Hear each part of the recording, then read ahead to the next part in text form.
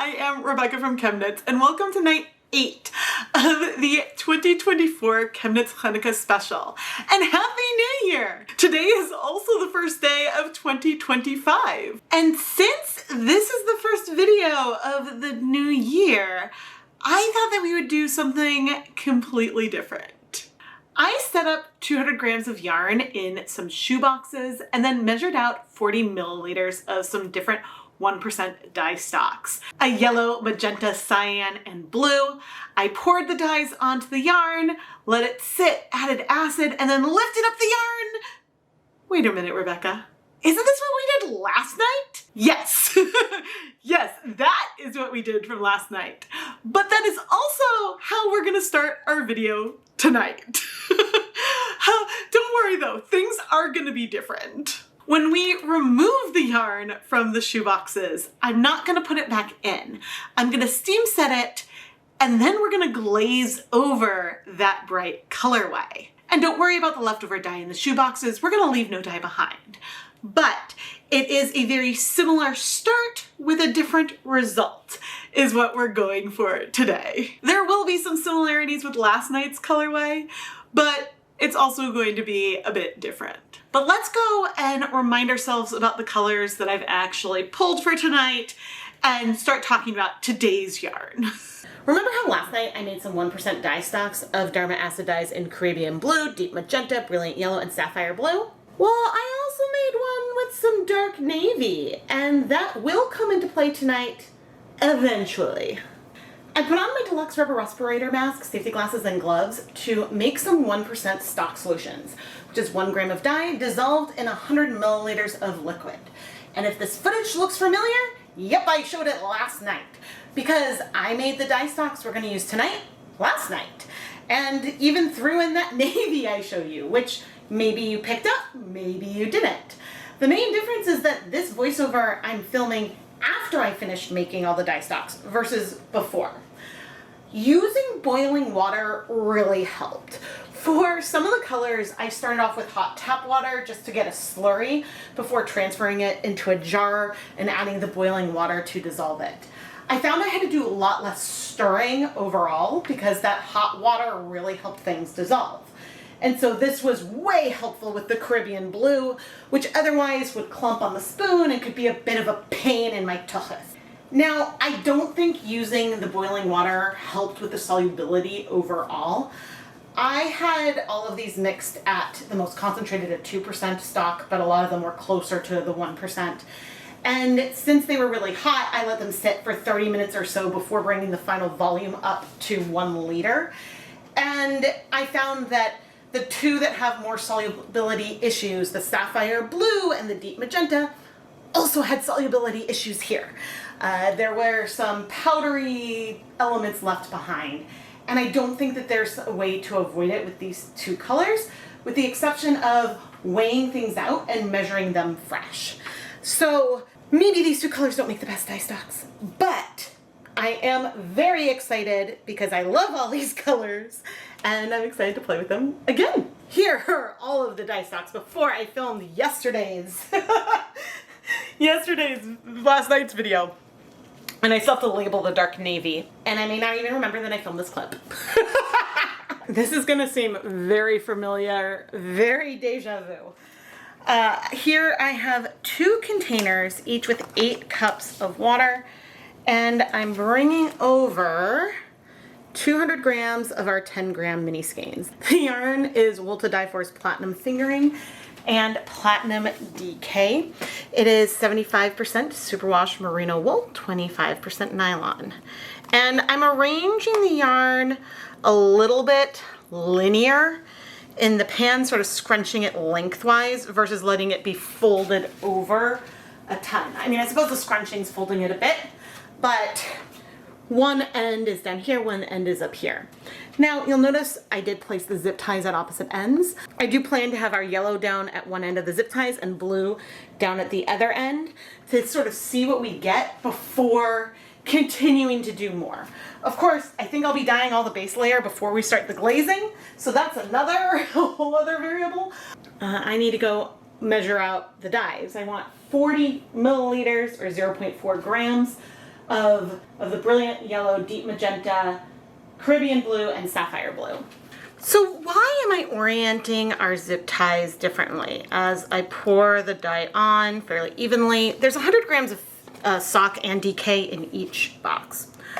We found when we were blending the colors and lifted the yarn up and brought it back down that the orientation of the zip ties, because therefore the zip ties are how I pick up the yarn, that orientation made a difference in the actual final colorway. And I'm honestly not sure if it's going to make a difference here as well. And so I thought that that would be an interesting comparison that we could do to start with. We know from past experience that when we're going to lift up these colors after 30 minutes, that we will see some patches of these colors unblended, but we may also have some blending of the colors as well, because you can see that diffusion is happening, right? And I think that it's going to be pretty. But from, again, my experience is removing the yarn right away, we still have a lot of brights. And brights are really fun candidates for the underlayer of a glazed colorway. Because when you glaze yarn, you really want contrast. And if you're starting with a very muted colorway and try to glaze with a darker color over that, you might still get something gorgeous. It's just there might not be as much contrast between the color you're adding on top and what is already there. And honestly, there may not be that much contrast between navy and these blues, so we may only see the contrast over on this side, but I'm still excited to see what we end up with. I've set a timer for 30 minutes, and so we're gonna wait, then we'll come add acid, remove the yarn, and immediately put it in a steamer basket. So I'm very excited to see what is going to happen here. Here gets the moment of truth. I have removed the lids from my steamer baskets, which is not something I really like to leave them open, but I think that's gonna help me out. And I have a bin back here as well. Okay, where are my tongs? Tongs right here. Let's go ahead and add 1, 2, 3 tablespoons of white vinegar on top. And now I'm going to lift this up. Ooh, ooh. So I want to remove some of the liquid. I don't want to like cause too much transfer. This is very pretty. It gave us a gold at the bottom. I'm gonna go put this directly in the steamer basket now. Okay, 2 of the ends did touch. That is what it is.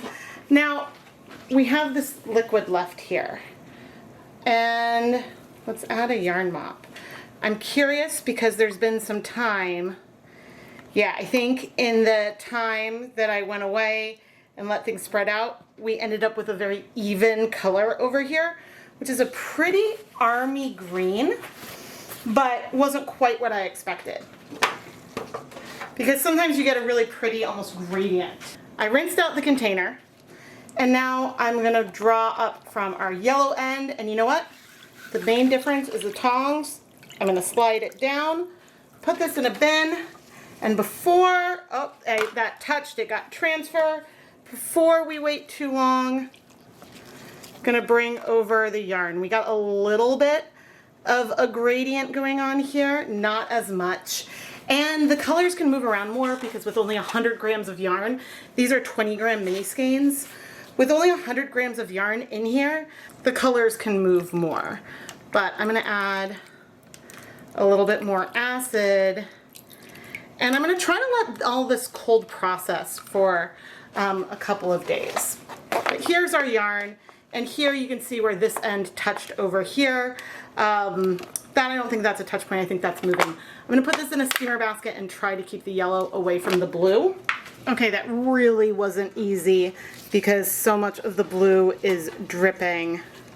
But it's okay, because we wanted sort of like a random base before the glaze. So I'm gonna steam set this one for 30 minutes as well. And then, because we had to do this so quickly, then we can compare the 2 pots together. I'm only putting 200 grams of yarn in a pot because the color can still transfer a lot, and that's not necessarily what we want.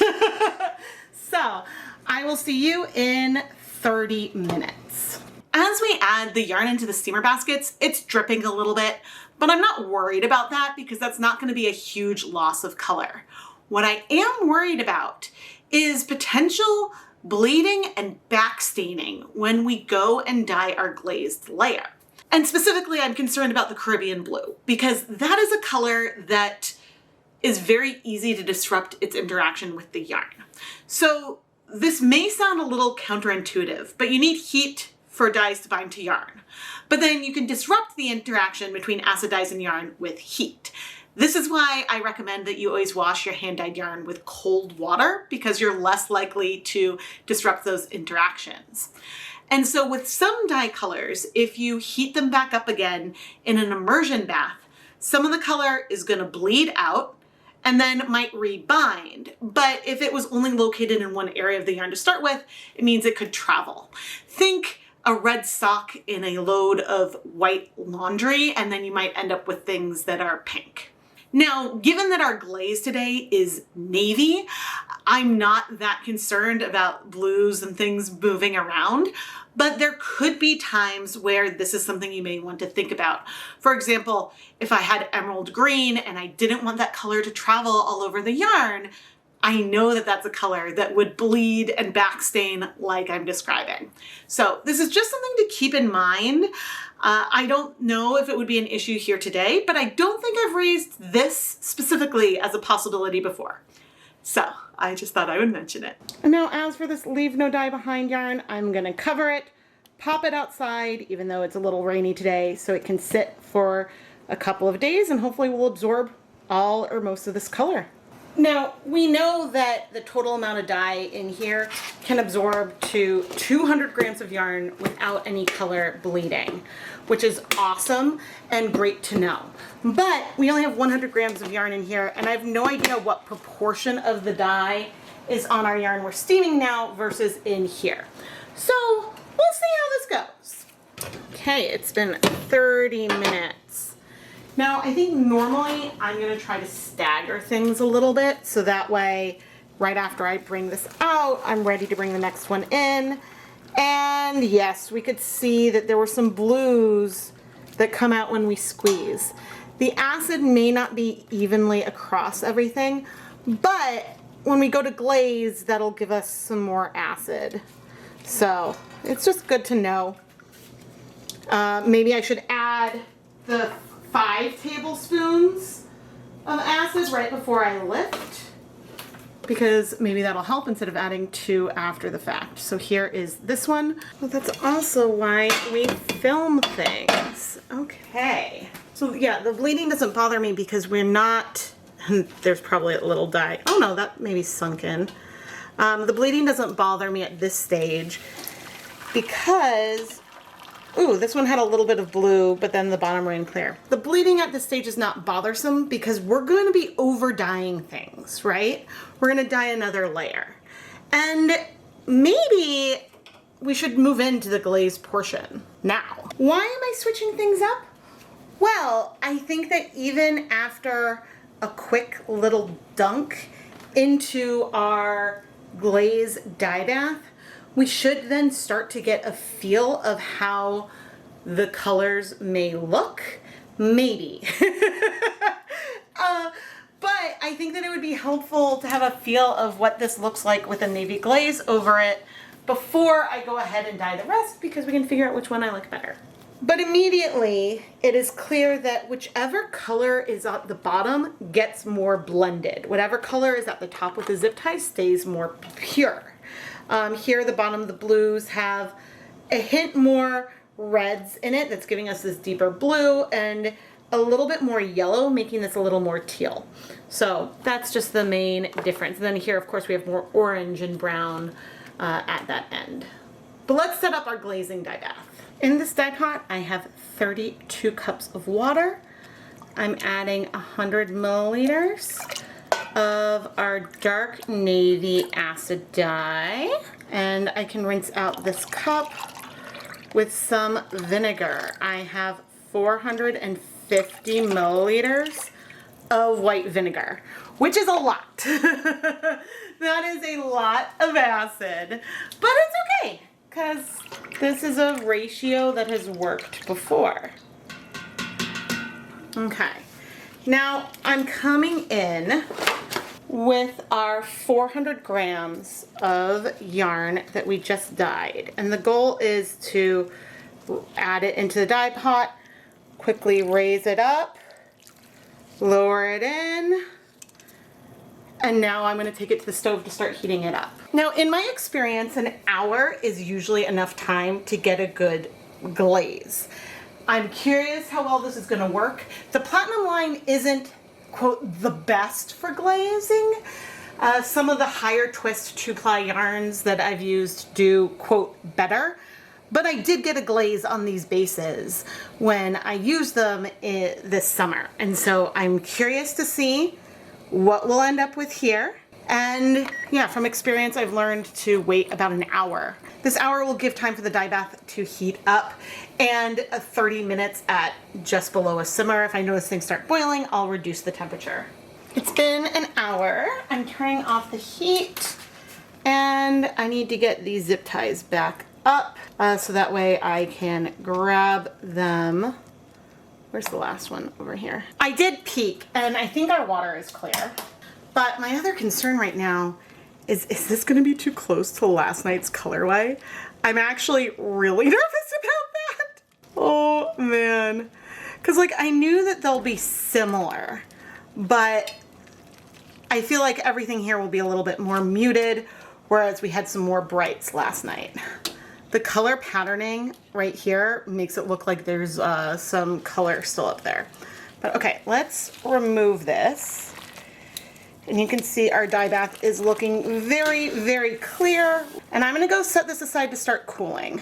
The glazing worked really well, without question. But the glaze is definitely the most obvious on the yellow.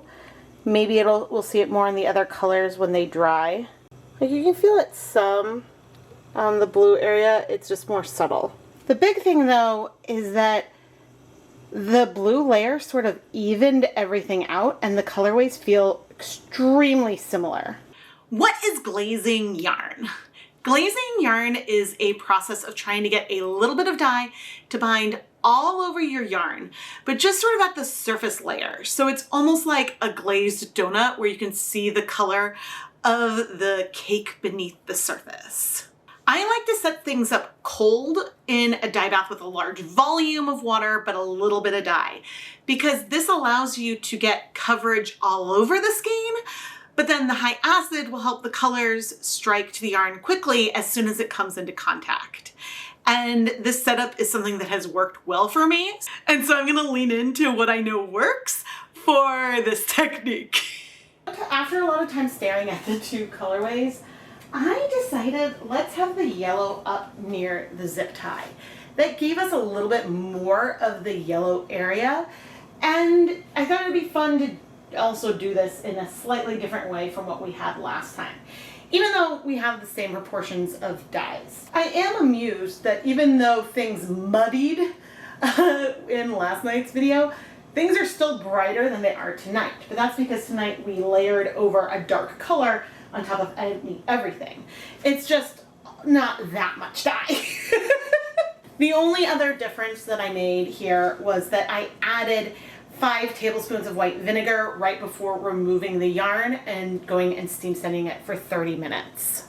I'm about to take these leave no dye behinds outside, but I wanted to show you another round of yarn mops that I have going on. I said this in another video when I was spilling when measuring the dye for the cups over there. I'm using these to wipe up those spills, and it's giving us some really pretty variegated yarn. At some point I'll add some acid and we'll steam set this for 30 minutes. But I just wanted to show it off because this is a very different type of mop to the ones we have in here. Figured I'd show off what I like to do with the last of these yarn mops as I clean out these cups. I feel like this last one is going to have a fair amount of dye. It's okay if a little bit is left behind, but I want to soak up as much as I can. So I'm getting the most on the skeins that have the most white, and then I'm moving on. I'll put everything back on this zip tie eventually. And some of these have a little navy on it, but I've only done one of the glazings so far, so I haven't used a lot of navy.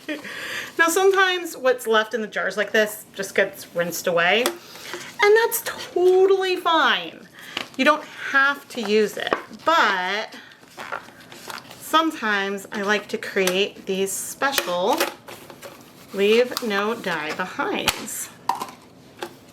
The other thing I really had to make sure to do was to shake up the pink and the sapphire as I was going, because those are colors that have some sediments to it, and if I didn't do that, if I didn't bother trying to soak that up, then we wouldn't get this consistent color across the board. And so that is just another something that I tried to take care of.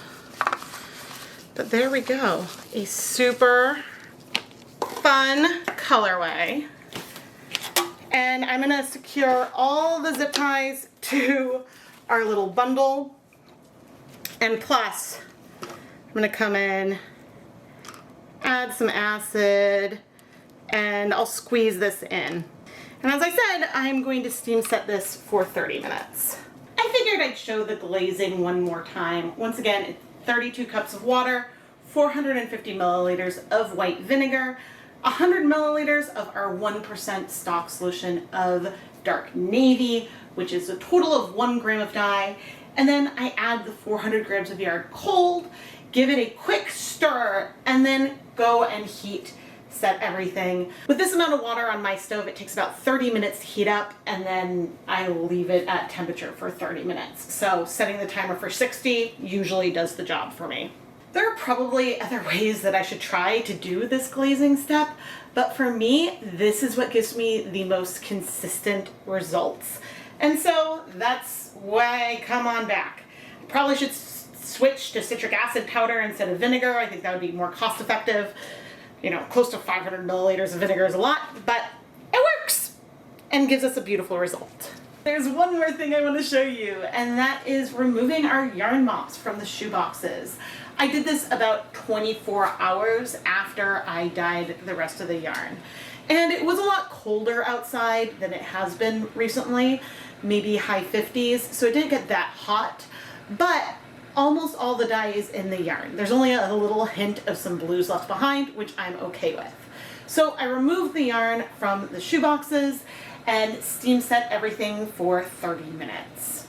And then I let the yarn cool and washed it off camera. I could have done something with the leftover blue, but I've combined this equivalent amount of leftovers in the past, and we end up with a pastel color. So today, we're gonna leave this little bit of dye behind. I know, but we got gorgeous, gorgeous yarn mops. So I'm glad that we didn't leave all the dye behind. Let's wash our prototype layer. Now, there's a lot of similarities between this and the colorway I created for this year's summer mini skein mini series, as I add some dish detergent. Because in that I did have a yellow, a pink, and sort of an aqua that I glazed with a combination of navy and royal purple. So I will say that this is overall way more blue. Caribbean blue is not only brighter, but we had 2 blues in here, and the colors are in a different, are the colors in a different order? Yeah, I feel like that we have pink in the middle here, and I think pink was on the end. I think we had blue in the middle last time.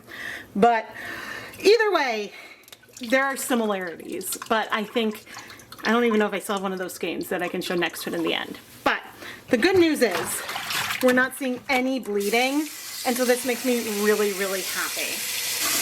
But anyway, I have a feeling that anything that was primary colors overlaid with a dark blue could have some similarities, but this is definitely more blue than what we had last time. Ooh, it is so pretty though. All right, into the spin dryer, hang it up to dry, and well, off camera I'll carry on glazing a bunch more yarn. Before we look at our glazed yarn, let's look at the yarn mops. There is a reasonable amount of color variation between them, from ones that are more green with like red notes to having a little bit more blue, more teal in here. But they do all feel a little bit related at least. However, I would bet that you could probably create a fade set out of the yarn here. It would be subtle, but there's a lot of variation going on. Our other yarn mop stands out just a little bit. But I was really, really glad that I had this skein on hand to help with these drips because we got this really cute, pretty yarn. And I don't know, it made me excited because I just rewatched the video where I first realized, gee, I should have a skein of yarn to wipe the dye off of my fingertips on. And I had already been using yarn mops to wipe up the countertop, but it was just fun to like think of the moment where I first started creating colorways just like this one. So while this is random and beautiful, there isn't that much dye on this skein, but I would say that we have a lot of dye that was left over on here. And yes, we could have left our yarn in the dye baths longer to absorb more of that rainbow color, but that wasn't the goal of what we were trying to create. We wanted that colorful base to glaze on top of it. So I'm glad that we created something else beautiful as well. Here is some of the glazed yarn, and unlike last night where we had a pretty big difference between yarn where I had a zip tie at the blue end versus the yellow end, here there are some differences, but it's a lot more subtle. Now here on the bottom we have the zip tie at the yellow end, up here we have the zip tie at the blue end. And there are differences. There's more pigment down here when the yellow is at the bottom. I think more of the color sort of ran down as I was lifting it. And here we had a little bit less color at this edge. But I would say all of them have some brighter blues in here. All of them have pinks and yellow, and we're not feeling a lot of blending between the colors. And honestly, I don't remember what the yarn looked like before I glazed it. And so I just think that that's very, very interesting. Because here we can flip everything over. And I would say the one big thing is that there's a little bit less yellow over here, which I don't know if it's because of the technique or because that's just what happened with that particular shoebox. But we decided to go forward with the yellow. But now let's take a closer look at the actual glaze that we see, because this yarn is absolutely glazed. Maybe a little bit more subtle than if the yarn was higher twist, but we absolutely have a light layer airbrush quality to our colorways. I love the effect of a glaze on yarn and feeling that airbrush quality, that shallow layer of color. And some of the color did sink in more. Things aren't bright, they do feel muted, but the effect is stunning. The glazing is the least subtle over the medium blue compared to the pink, the yellows, or even the bright blue. You can see it a little bit better, but some layer of color is present all over the yarn. There does appear to be a lot of consistency from night to night, especially compared to last night. But since everything was glazed with 1/4 gram of dark navy acid dye, that averaged out and evened out the colors a little bit. And it makes the colorways look a little bit smoother when we know that there was a lot of white left behind. That white is now sort of this neutral glazed navy.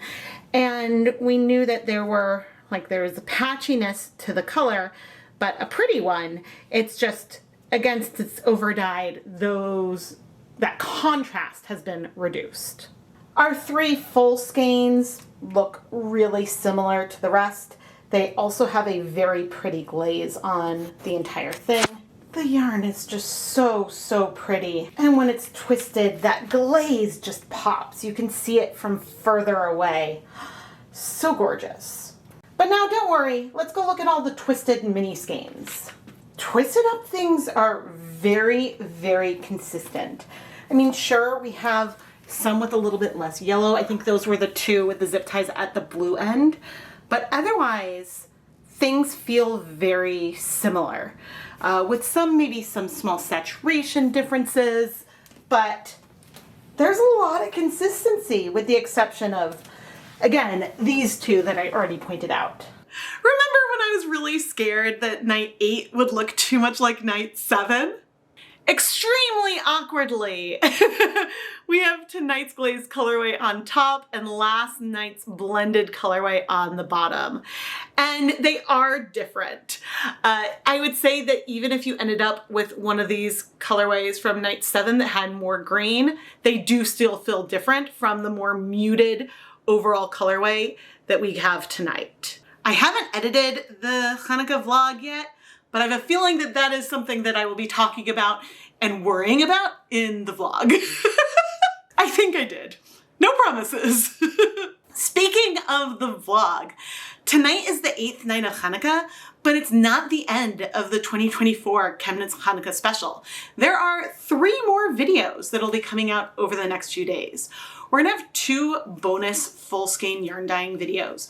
We're gonna dye some superwash merino yak silk blends. Oh, it's gorgeous. We're gonna dye some sparkle colorways. And then on the 4th, there will be the behind the scenes vlog where I will take you through the entire process of planning the Chanukah special, my thoughts along the way, and then the extras and packaging that I used this year for people who got the Chanukah samplers. And it feels really weird to say this year because I know it's 2025, but our brains are still in 2024. Speaking of the samplers, there still may be some 2024 ChemKnits Chanukah yarn in the ChemKnits Creations Etsy shop. I'll have a link down in the video description. But even if all the Chanukah yarn is gone, my shop is filled with hundreds of skeins of hand-dyed yarn that's been featured in my videos. So you really should go check it out. I always love glazing yarn so much that it's hard for me not to do a glazed colorway for every special and bonus that I do. But I really hope that you have enjoyed this video and that you've enjoyed the series so far. Please make sure you're subscribed to the ChemKnits Tutorials YouTube channel. I have a lot of fun colors planned for 2025. Some of them have already been filmed in schedules and others are on my list to create.